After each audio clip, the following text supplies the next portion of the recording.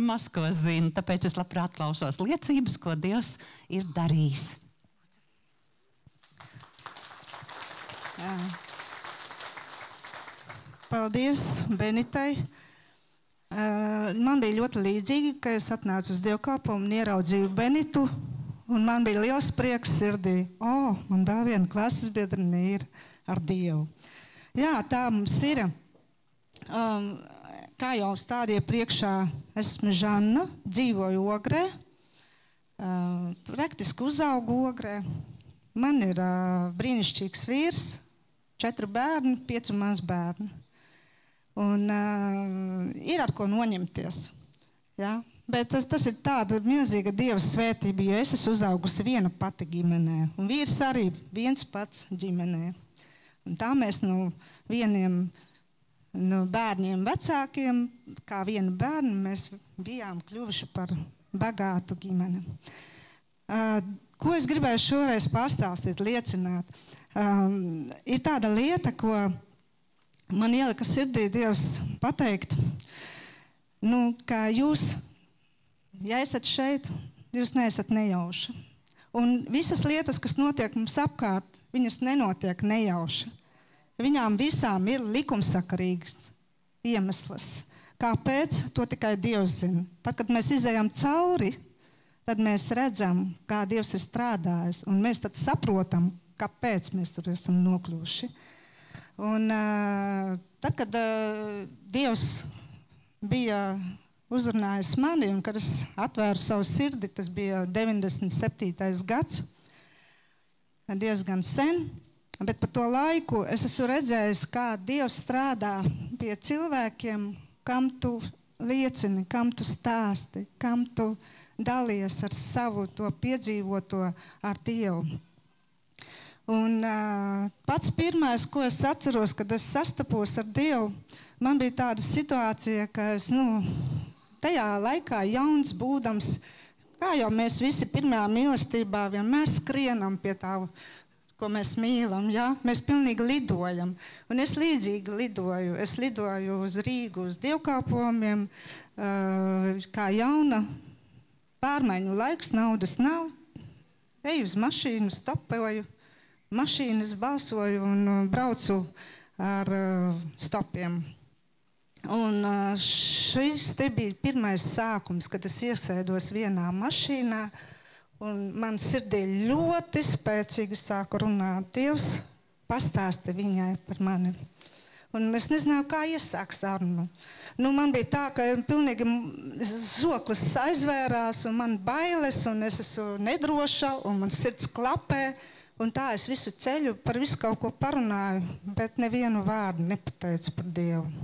Un tā es arī izkāpu ārā. Vienīgie, kas bija, ko es spēju pateikt, tas ir, lai Dievs uzsvētī. Ja? Bet, kad es aizgāju, man sirds man bija tā, ka man sirdsapziņa brēca. Kāpēc es tā nobijos? Kāpēc man tik lielas bailes bija? Dievs piedod. Es centīšos tā vairs nedarīt. Es jau tu vēlreiz man runāsi, tad es pārkāpšu pati sev un stāstīšu. Un tā sākās tas liecība ceļš citiem cilvēkiem. Un, protams, ka mēs visi esam tie, kas esam stāstījuši, un mēs esam piedzīvojuši, kā cilvēki reaģē. Bet tas nav mūsu, kā saka, tas nav mūsu mērķis. Mūsu mērķis un mūsu uzdevums ir paklausīt Dievam un pastāstīt, padalīties. Un es atceros vēl līdz šim ļoti labi tādu vienu gadījumu, kad es arī iesēdos mašīnā stopojot un sākās saruna, un mums aizgāja saruna līdz tādiem Baltkvēlei. Mums sākām to bumbiņu mētāt viens pret otru. Ja? Viņš savus viedokļus, es viņam tā kā mēģināju pārliecināt, un pēc tam es izkāpu ārā, un es tā arī sapratu, kas jau rezultāts nebija. Un es teicu, Dievs, nekas nesanāca, nesanāca man izglābt to cilvēku. Un sirdī ļoti skaidri dzirdu atbildi, bet tev nav jāglābj. Tev tikai ir jāpastāsta. Es esmu tas, kas glābi. Tu dari savu darbu. Pēc tam es darīšu savu darbu pie tā cilvēka. Un šis te notikums man bija kā tāda luksafors, kā bāka, uz ko visu laiku tiekties. Un tāpēc man bija pēc tam vienalga, kā viņš reaģē, kā viņš atbild. Bet tu savā mīlestībā, Dieva mīlestībā, ar viņu runā, un viņš, jāiziet ar muguru un pasaka tev sliktus vārdus. Labi, bet es zinu, ka Dievs pie viņa sāk strādāt, jo sēkla ir iesēta. Un kāpēc es to stāstu? Tāpēc, ka mums jau paskatieties 26 gadi, cik man gadi? 97. Gandrīz 30 gadi, ja? Kopš. Un pa šo laiku, kad es tinu filmu atpakaļ, un es ieraugu, kā Dievs ir strādājis pie tiem cilvēkiem, kuriem es esmu stāstījusi liecinājusi. Varbūt mums ir tuvinieki, varbūt mums ir kādi draugi, ar kuriem mēs esam dalījušies, un viņi par tevi iesmēja vai kaut ko pasaka ne tā. Tas nav svarīgi, ja mēs uztraucamies par to, ko mūsu draugi domās vai teiks. Jā, tas ir sāpīgi reizēm, ja? Bet tai pašā laikā Dievam tu izdari to, jo mēs nezinām, ko Dievs tajā brīdī darīs. Viena no liecībām ir tā, ka es arī savām draudzenēm esmu stāstījusi pusmāsai, un viņas bija tādas, kas ļoti vēsi. Tu esi ar to, bet es esmu pati ar sevi. Ja? Un paiet gadi, un viņai, tā ir manai draudzenei, klases biedrenei arī, un viņai bija vīrs, viņai ir vīrs, kurš vienmēr kritizē. Viņš pateica vienmēr, ka mēs esam ticīgi, un kā mēs satiekam, viņš saka, ko tad jūs uz to dievkalpojumu tur tā svētdienās skraidat? Un viņam tā attieksme bija ļoti tāda ar tādu sarkasmu.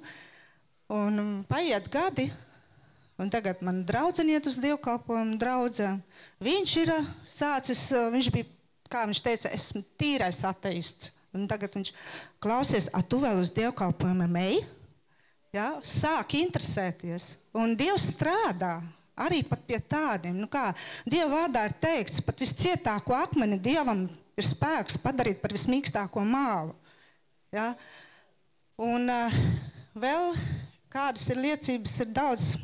Kāpēc es to stāstu? Es zinu, ka kādiem ir varbūt tā, ka es esmu tik daudz stāstījis citiem, bet kāda tā atgriezeniskā saite? Es nezinu, vai kāds ir atgriezies, vai viņš ir, tic Dievam. Bet, zinat, ir tāda lieta, ka viens iesēja, otrs uzrušina, trešais vēl ecē, ceturtais izravē un piektais varbūt nopļauj. Ja? Un šīs lietas ir ļoti svarīgas. Viena liecība bija tāda, ka es tajā laikā ļoti daudz esmu arī darbā, kad strādājusi, bija tāds posms, kad es par frizieru strādāju, un tam man neviens netika cauri manām rokām. Kamēr es griezu matus, tikmēr viņiem nācās dzirdēt. Bet sarunas bija tādas, protams, ka to jau ir jājūt dziļi sirdī, kā mēs tos pasniedzam. Caur sarunām, caur vienkāršību, caur to, ka cilvēks atverās. Un paiet gadi, 5 gadi pagāja. Un es, ejot uz staciju, gaidīju vilcienu, un es stāvēju, domāju, un pēkšņi pieskrien pie manis viena sieviete un saka, vai kāds man prieks jūs satikt? Es skatos uz viņu, es viņu nepazīstu, es viņu neatceros. Es saku, mēs esam pazīstami.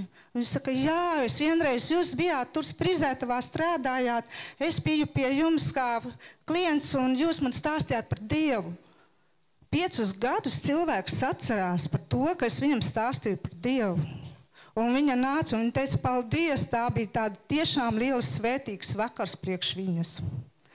Vēl viena situācija, ka mums arī turpatās, kā jau mums, atcerieties, vecajos laikos bija tāds laiks, kad nāca cilvēki, tie uzņēmēji, tikko sākuši, viņi nāk un piedāvā savu preci. Un arī darba vietās. Un man tāds viens vīrs nokāpa lejā pie manis darbā, un viņš stāda priekšā ar savu produkciju.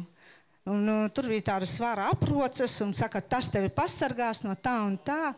Un es saku, paldies, bet mani sargā Dievs. Un viņš tā uzreiz, kā jūs tāda jauna meitene, tad es biju jauna, ja? Kā jūs tāda jauna meitene ticat Dievam? Un mums bija iemesls parunāties, un mēs sākām runāties. Un nākamajā dienā viņš atkal atnāca. Un 3. dienā atnāca. Un tad es viņu uzaicināju uz draudzi.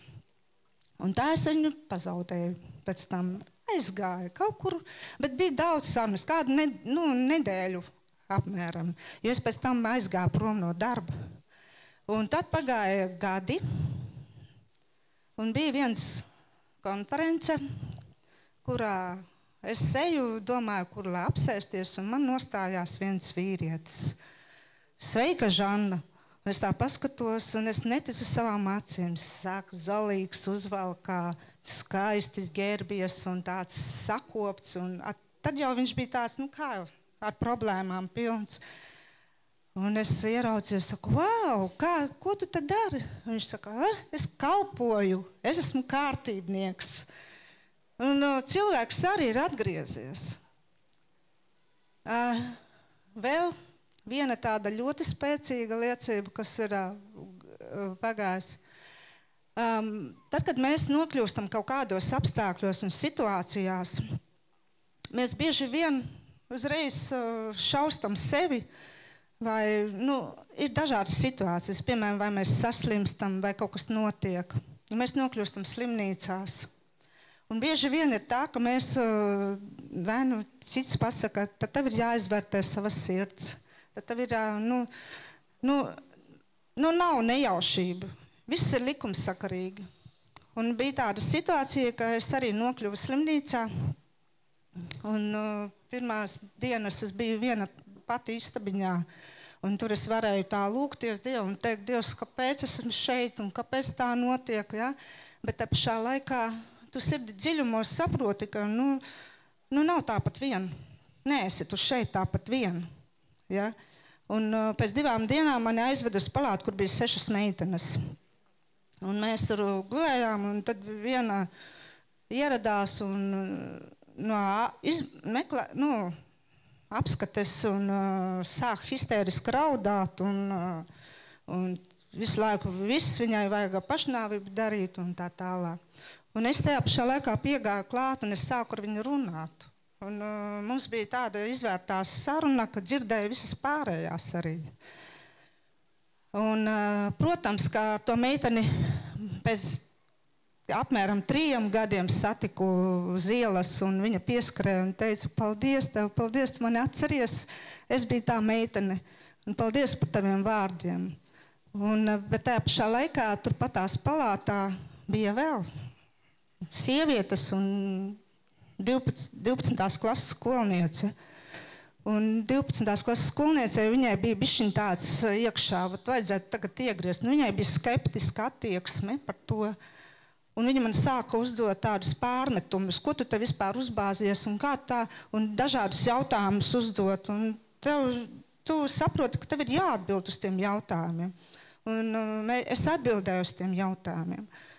Un tad, kad es atbildēju uz tiem jautājumiem, tā arī viņa tieši tajā dienā gāja projām no slimnīcas. Un es teicu, jūs pieņemat, tāda ir dzīve. Bet te ir tas svarīgi, ja? Kā tu pasniedz, ja? Ka tu pasniedz to, ko tu zini, ka Dievs ir mīlestības Dievs, tēvs, piedošanas tēvs, un viņš ir dziedinātājs, viņš ir ārsts, un viņš atbild uz visām lūkšanām. Tas nenozīmē, ka mēs baigi debesīs tagad pa mākoņiem dzīvosim, Dievs tikai uz spilveniem vedīs. Viņš ļauj iet mums visiem cauri, ja? Lai mūs mācītu, lai mēs būtu par svētību citiem. Un pagāja 13 gadi. Un tad mums sākās tā projekts Debesu vārti Elles Liesmas. Un es vēl tajā laikā tā nepiefiksēju vienu meiteni, sievieti, kura pieteicās lomai. Un tikai 2. gadā es sāku skatīties uz viņu un domāju, kaut kur mēs esam jau tikušās. Un kaut kur bija tāda saikne, ka liekas viņa atpazīstama.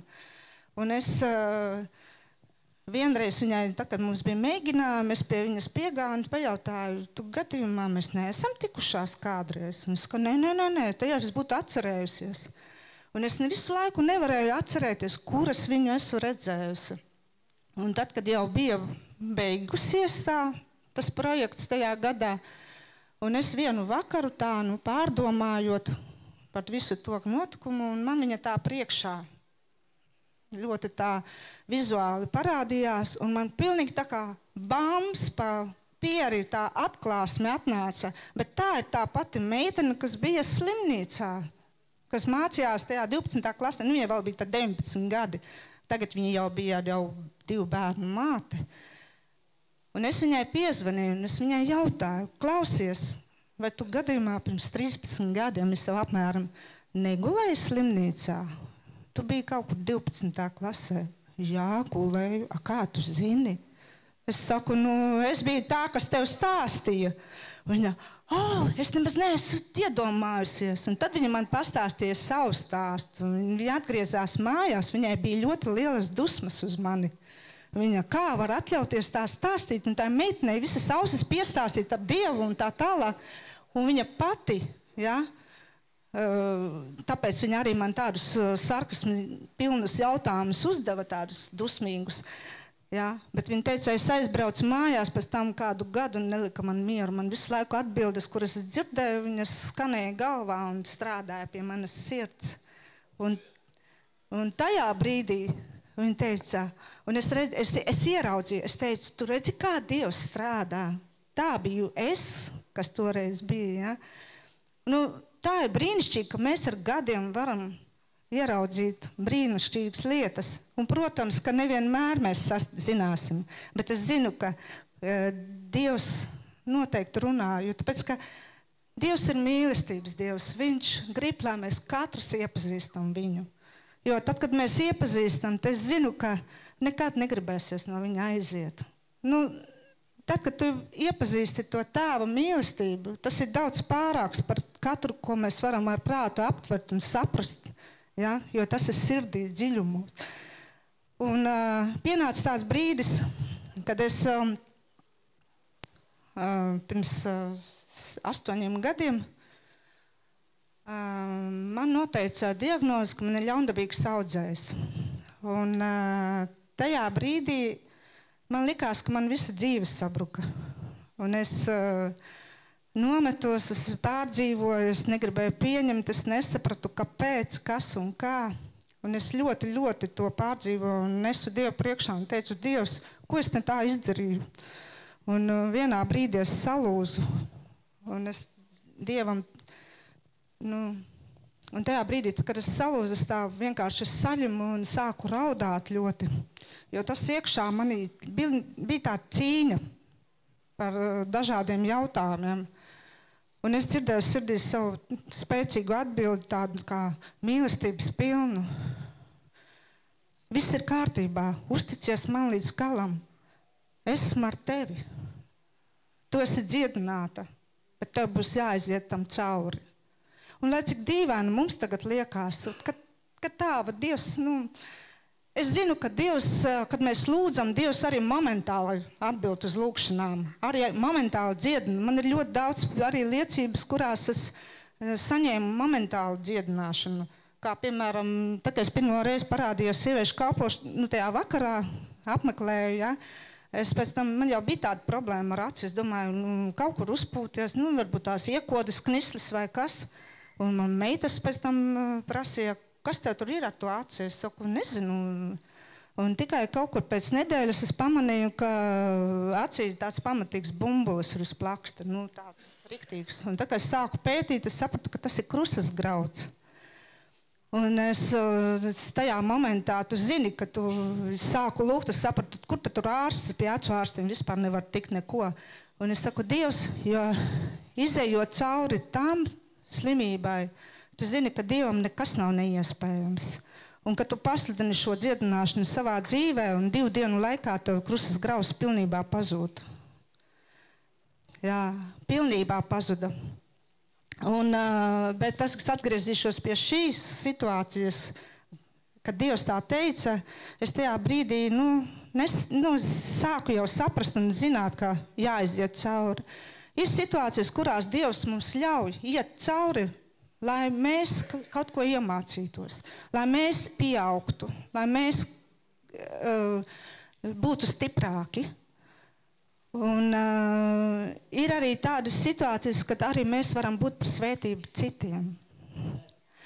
Un tajā situācijā, protams, es biju spiesta iet uz slimnīcā, un man konsīlijas noteica pēc pilnas programmas visu ārstēšanas procesu, sākot ar operāciju, ķīmijterapiju, starošanu, hormonterapiju un manipulācijas. Un es nesapratu, kāpēc man visa tā buketa bija. Un es saku Dievam tiešām, un viņš saka, uzticies man līdz galam. Un tā bija par svētību man. Es ļoti daudz brīnumus tajā laikā redzēju. Un es izskatījos pat labāk nekā, kad biju vesela.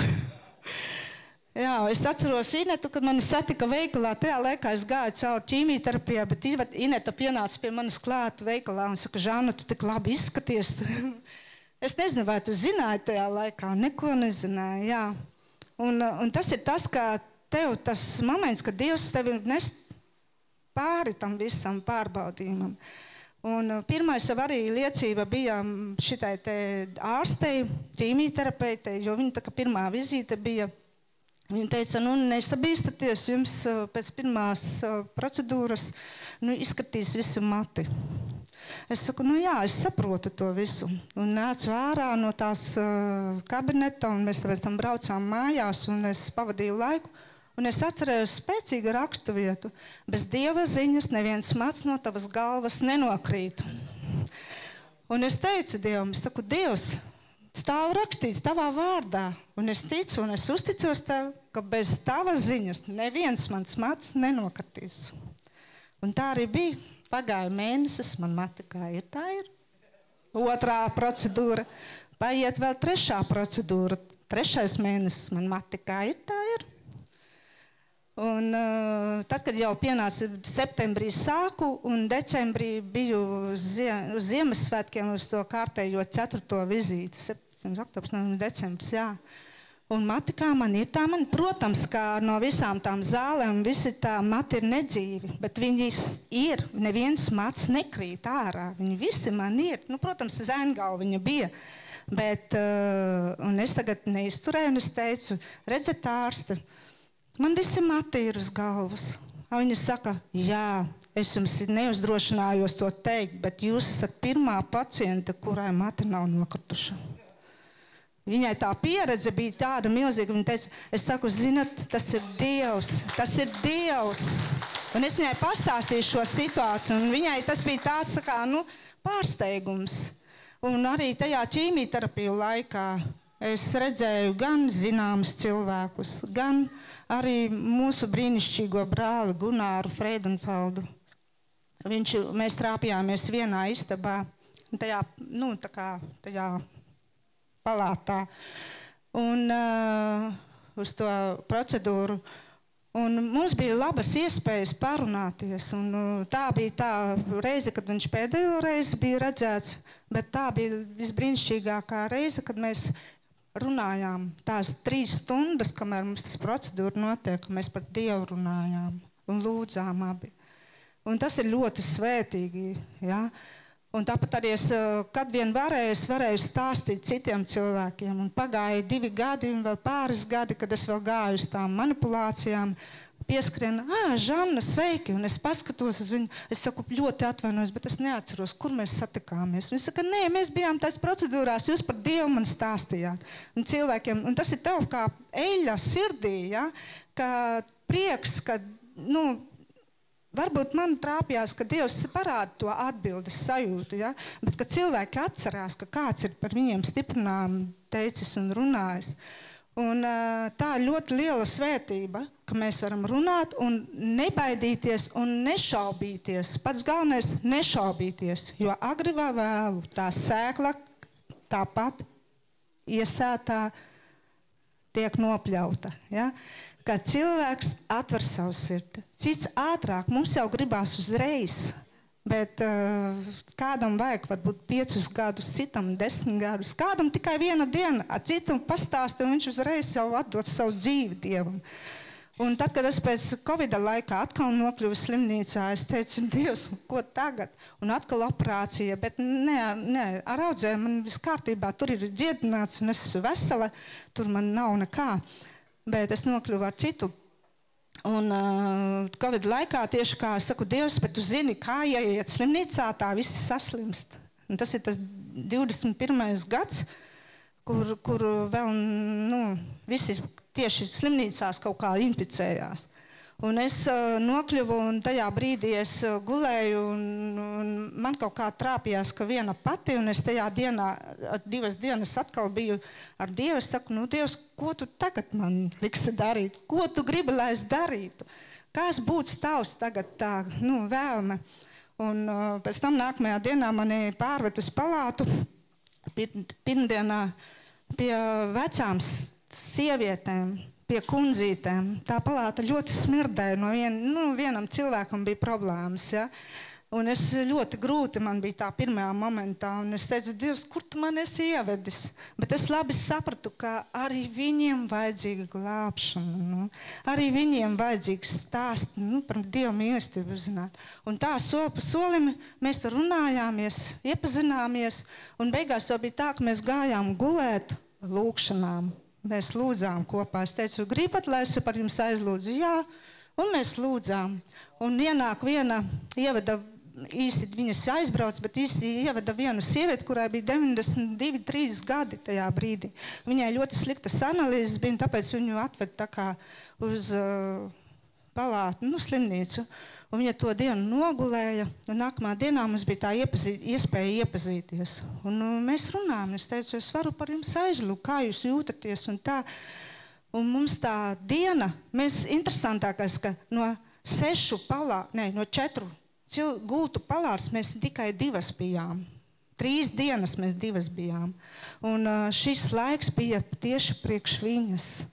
Un mēs izrunājām, mēs pastāsties, viņai tik stāstu, un viņa pilnīgi klausās. Un tad tu redzi, ka cilvēku, ka Dievs strādā pie viņas, ka tā mīlestība izlejās. Un nākamā dienā viņa ļoti gulēja. Viņa saka, es nesaprotu, man zāles iedeva. Nē, neiedeva. Bet kāpēc es tik ļoti guļu? Es saku, es nezinu.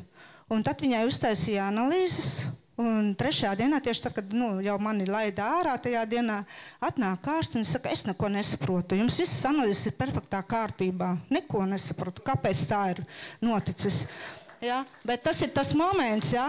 Un te es atceros, ka es viņai toreiz teicu, es saku, nevis tas, ka jūs slimība bija vai kāda kaite, kāpēc jūs esat šeit, bet lai jūs uzzinātu par Dievu. Jo viņa tur tajā dienā, kad mēs šķīrāmies, viņa pieņēma Jēzu.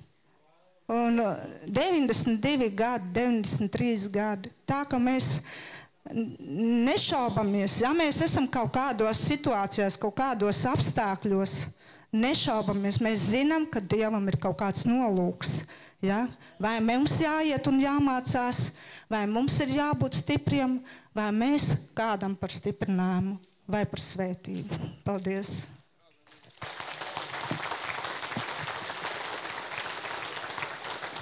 Brīnišķīga liecība par paklausību. Piecelsimies kājās.